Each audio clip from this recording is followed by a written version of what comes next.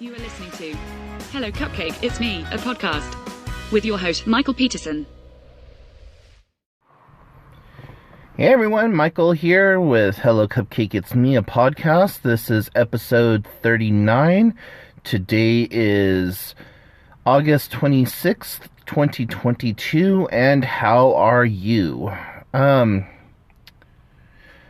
Yeah, if you haven't done so already, please hit like and subscribe and head on over to the YouTube channel, youtube.com/HelloCupcakeIt'sMe.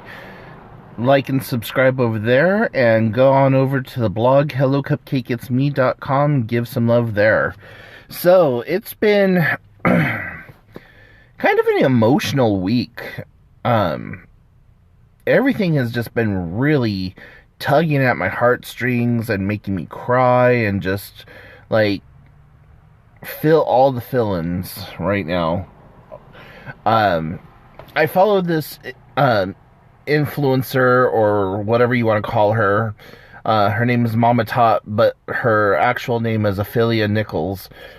And she's just this beautiful light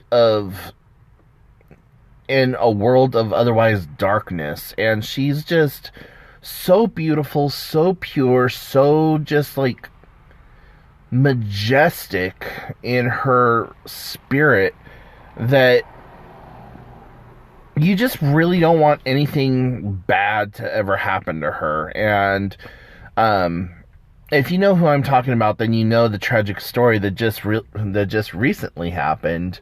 Her youngest child was murdered about a month and a half, 2 months ago. And today, just about 21 minutes ago, she posted a video of her sitting graveside of her baby child, as she calls him.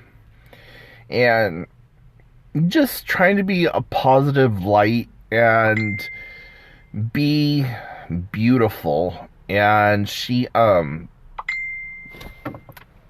had me like just crying. And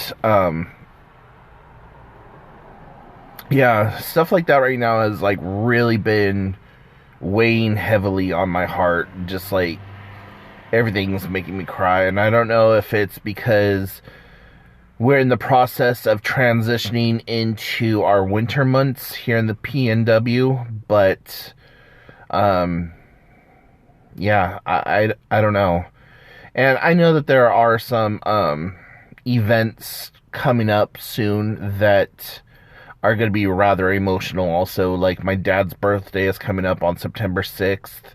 The biological egg donors, hers is coming up on the 17th.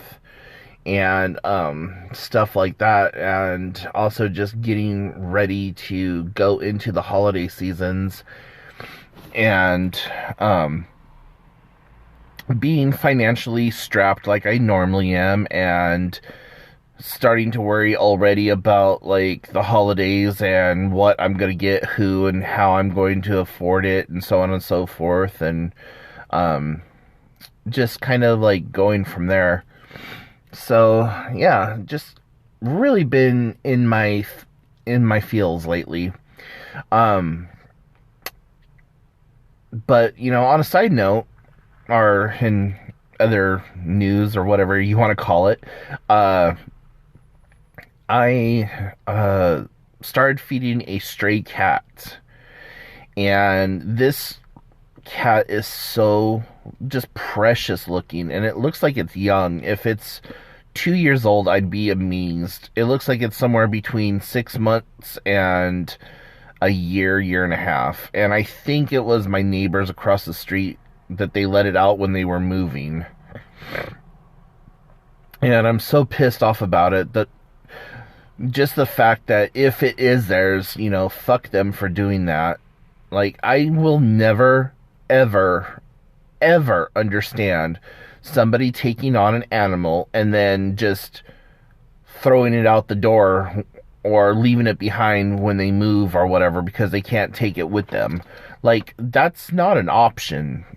Like, you wouldn't just throw your kids out the door and say, oh, I'm moving into a 1-bedroom apartment because I can't afford a 3-bedroom apartment anymore, so buy escondidos, you know.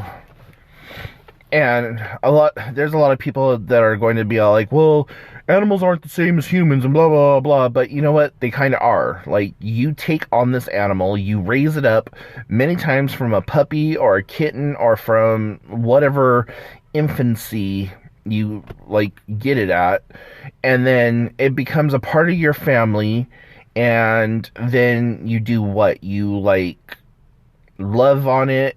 But the second, like, things become a little too hard for you, you just open the door and kick it out and let it fend for itself and hope that it can fend for itself, especially in a wooded area like where I live, where there's hawks and there's eagles and there are lion, cougar, mountain lion and cougars and bear and all kinds of other shit. That's not fair. That's disgusting. And in my opinion, it's almost it's like right up there, like an unforgivable sin. But I'm hoping that I'm going to be able to eventually get it tame enough to where I can interact with it and maybe even eventually adopt it and bring it into the house and get it all cleaned up and stuff like that. And even though I'm on SSDI and I already have my one cat, I would find a way to make it so that I could have both of the cats, just to give this cat a home that it can call its own, or even like maybe live trap it and get it to the Humane Society or to like another local organization, so where they could rehabilitate the poor creature and get it into a loving home. So yeah, I saw it out there looking at the food dish that I had out there, and it was empty, so I ran out there real fast, and I was like, hey, kitty, kitty, kitty, put some food out for it. So, keeping fingers crossed that I'm able to continue to do this, and that with time, the animal will get to know my scent and get to trust me, and will eventually let me, like I said, adopt it. And even if it's my outdoor kitty, that's fine. I have a little covered porch, and I'll set up a whole little place for it, and I'll put food and water out there. And I'm really worried, with the winter months coming up, like how it's going to affect the cat. So I might just have to do some kind of outdoor cat house for it. But yeah. Also, in somewhat good news, I have started walking again. If you are new to the podcast and new to, well, my content in general, a few years ago, I was walking, and it started in March of 2020. March 20th, 2020, actually, is when I started walking. And at the time, I was ready. I was like, yes, let's do this. Fuck being overweight. You gotta do this. And I started doing really well, guys. By June of that year, so from March to June, March 20th to June, I made my first walk at 480 pounds, and I did 7 miles. Well, 7.5 to 14 miles. It was something like that. My pedometer said that I had walked 13.5 miles, and my GPS said I walked 7.5. So I don't know how far it was. All I know is it's the furthest I have ever walked. That was really emotional and really spiritual and just really fucking wow, like, you did that. I wasn't able to move or really walk for a few days afterwards because I was that sore and that much in pain. But it was awesome. I called a girlfriend of mine up, a really close friend of mine, and I'm like, "Hey, I'm out walking right now. I'm pretty much at the point of no return if I go much further than where I am at now. If I continue on this walk and just push myself as far as I can go, will you come and pick me up?" She's all, "Yeah, like, are you going to be okay?" And I said, "I think I'm going to be okay. It's just, like, if I turn around and walk back now, it's going to be 6 miles. And I don't know if I can make it all the way back home or back to where my car is parked. So if you will at least come and pick me up at the, like, wherever I get to the end of, and then drive me back to my car, it would be greatly appreciated." So she's like, "Okay, cool, not a problem. Let's do this." And I'm like, "Cool." So I wasn't walking fast. I was just walking a real slow, kind of slow but steady pace. And like an hour or two had gone by, and she had called me, and she's like, "Where are you? Are you okay?" And I said, "Yeah, I'm okay." And I said, at the time I didn't know the trails all that well, but I kind of guesstimated about where I was, and I told her, and I said, I'm still going pretty strong. I'm gonna try to just bust out the rest of this trail. I think I only have like 4 more miles to go.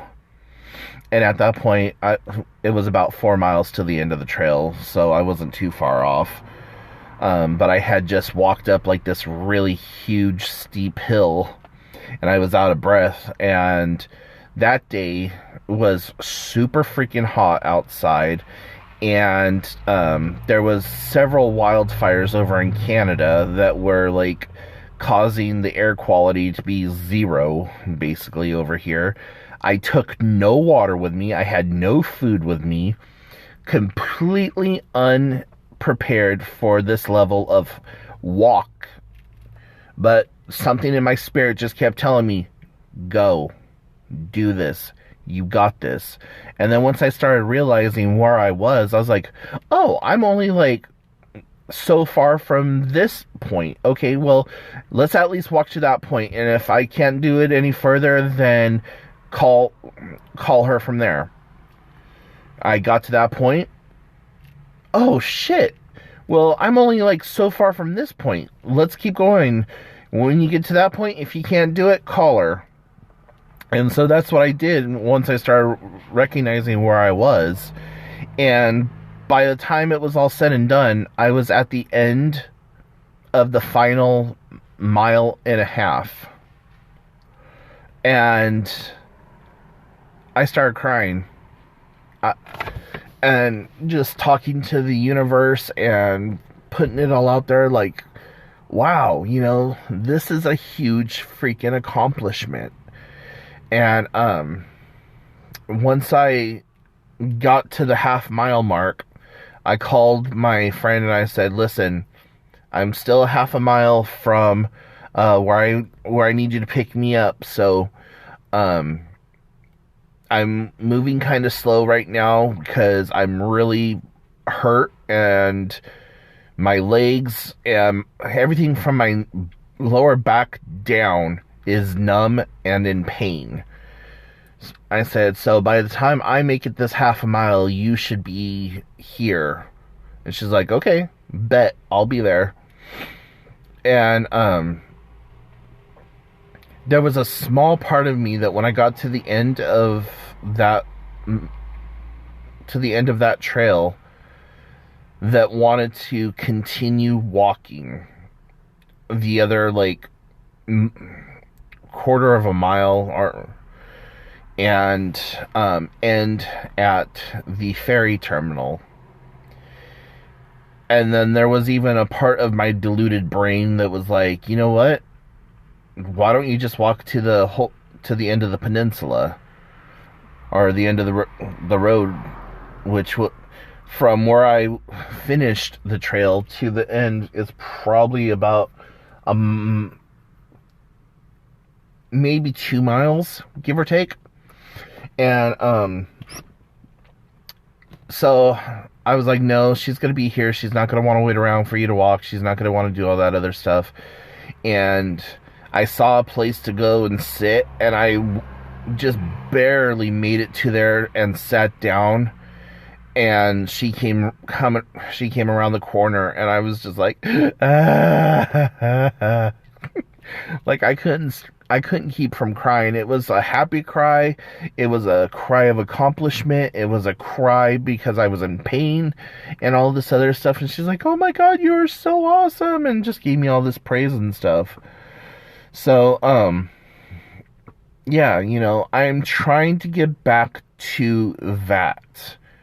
I want to be able to walk and not be in pain. I want to be able to lose the weight that I put on over the last 2 years after getting my kidney stone, which caused me to stop. I was down with that kidney stone for probably, I would say maybe 4 weeks. And, because I was walking the whole week prior to being, officially diagnosed with kidney pain. I was having really bad kidney pain at the time, and I was just walking through it thinking that it was part of my everyday aches and pains, and like I wasn't getting enough water. So the very first thing that I was doing is I was drinking a lot of water, and I was drinking a lot of cranberry juice trying to flush my kidneys out or whatever. And I was also at the time eating a lot of yogurt, like 2 pounds of yogurt a day was one of my meals. And just having that much calcium, plus the fact that I was drinking a gallon to 2 gallons of water a day with apple cider vinegar in it, and just all day long drinking water, and filtering that much calcium through my system, I gave myself the kidney stone. And so that's what I'm doing now, is I'm doing my little walk every morning. Right now I'm only able to walk around a parking lot, and it's a decent sized parking lot, nothing the size of like Walmart or whatever, but like maybe the size of a library parking lot or something like that. But I'm walking around that once a day, and I do that as soon as I wake up in the morning, and I just get up and I go. And by the time I get back to my car, my legs feel like they're going to fall off, and my lower back is in tremendous amounts of pain. So, I know it's just the repetition and getting back into following the dopamine and all that other stuff, but yeah, it's been difficult. The most difficult aspect of all this right now has just been the drinking of the water. So I have a 73-ounce water bottle, and I have a 50-ounce water bottle, and then I have a couple of plastic water bottles that are, one's 33, one's 20 ounce, and I think I have a 16 or 8 ounce water bottle. But what I do is in the morning, I wake up, I go and do my walk, I come home, and then I make my bottle of water, and I fill up that 73-ounce bottle of water, and I add several like capfuls or tablespoons of apple cider vinegar to that water, and then I put in a little bit of pink Himalayan salt for like that electrolyte kind of taste, and then I add in sugar-free grape Kool-Aid to cut down the taste. And you're probably thinking, vinegar and grape Kool-Aid? Yuck. But honestly, guys, it's like a really kind of sour grape flavor, and it's really good. And so I do, I drink that 73-ounce bottle of water, and then whatever other water or liquid that I could consume throughout that day. And I'm following it up on this mobile app called Water Time, and it's by Mobile Creatures, I think, is the creator of it. And so every hour or so it dings and tells me drink water, and then asks me how much water I've drank, if I've drank 8, 12, or 20 ounces of water, and then I just go ahead and I mark off which one I've done, and then it adds it all up for my total for the day. And then if I've drank too much water in the day, it will give me like a little, hey, you're doing too much there, buddy. And then I'm also using a calorie counter that is kind of like MyFitnessPal, but with this calorie counter, it has all the same features as MyFitnessPal. I used to use MyFitnessPal like exclusively because they were such an amazing program, but when Under Armour bought it and then like started charging for it, it was like, no, fuck you. I'm not going to do this anymore. So I can't remember what the name of the app is right offhand, but I can scan the food that I'm eating, and it will automatically bring up the caloric intake and all that other stuff of it. And that goes against, like, I get 25,000 calories a day to work with, give or take. And so, like, say, like, last night I had homemade burritos, which was just ground beef, black beans, corn, and onion, with a little bit of sour cream and cheese.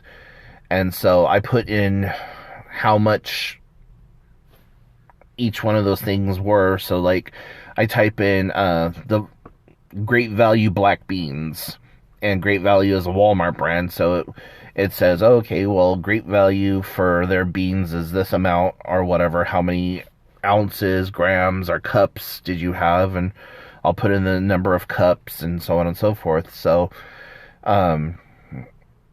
yeah, anyways, and then you could always just scan the barcode using your phone, and it will automatically input all the information, and it's got a huge database. So afterwards, I track what I eat throughout the day, and then I add my exercise to it, and then that gives me how much what my calorie consumption is. And if I'm under that, then it gives me a total of, like, if I continue to eat this way in X number of weeks, I'll weigh this much, or that I should weigh that much. And so, got a couple of little tools that I play with and that I'm using. I would really love to have the unlocked version of that calorie counter and the unlocked version of my pedometer and my water app. So that way I could tie in Google Fit and Fitbit and all that other stuff, and then have it like cohesively integrated into one area so that I could like get everything counted, because I wear my Fitbit 24/7, and it's like one of the old Fitbits. It's the Fitbit Charge 2 or something like that. And so I wear that all the time, and I actually want to upgrade that I want to upgrade that smartwatch. I would really like to get like a Android watch or something like that. My sister wants me to switch over to Apple, and she's like, I'll get you an iPhone and an iWatch. And I'm like, I really don't want to switch to Apple. I like my Android, thank you. But yeah, so just a few things here and there, and I definitely got to go get a new pair of shoes, and I'm staying with Hoka. I really, really like Hoka, and I think what I'm going to do is once I get the new pair of Hoka, I'm going to take them to my podiatrist and have him build it up and put in the padding and stuff to like help me walk a little bit better, because one leg's longer than the other, and I also got to get to a chiropractor. And once I'm able to get to the chiropractor and I get that adjustment done, maybe things will like straighten themselves out or whatever. But that's what I'm doing right now, just trying to get back to a healthy area for my life and trying to figure stuff out. And there's so much more that I want to talk about, but you know what? We're almost out of time for this episode, so you know what? I'm just going to go ahead and cut it off here. So if you have any questions, comments, or concerns, let me know. Like I said at the beginning, please check out the YouTube channel, youtube.com/HelloCupcakeIt'sMe. Go over to the blog, give the blog some love, hellocupcakeitsme.com. And if you want to reach out to me, you can do so by leaving me a comment down below, or you can shoot me an email, hellocupcakeitsme@gmail.com, and I will talk to y'all later. Bye, guys. Thank you so much for tuning in. You have been listening to Hello Cupcake, It's Me, a podcast with your host, Michael Peterson. Please make sure to check back often, as new episodes are released bi-weekly. If you have any questions, comments, or concerns, please feel free to send a message to hellocupcakeitsme@gmail.com.